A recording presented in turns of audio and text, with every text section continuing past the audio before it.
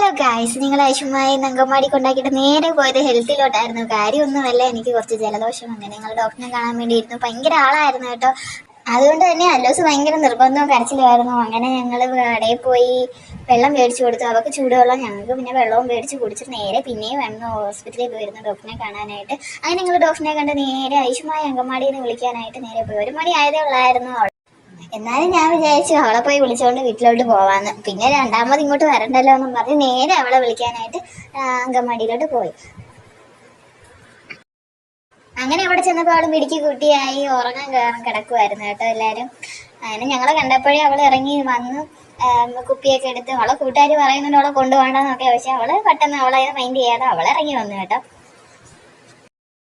നമുക്കായാലും അങ്ങനെയല്ലേ കൂട്ടുകാരെ, നമ്മള് വീട്ടിൽ പോകാനല്ലേ നമുക്ക് ധൃതിയാണ്. അതൊക്കെ തന്നെ അവളും. അങ്ങനെ ഞങ്ങൾ നേരെ വീട്ടിലോട്ട് ചെന്ന് ഇത്രയേ ഉള്ളൂ ഇന്നത്തെ ഒരു കുട്ടി വ്ളോഗ് അല്ലേ.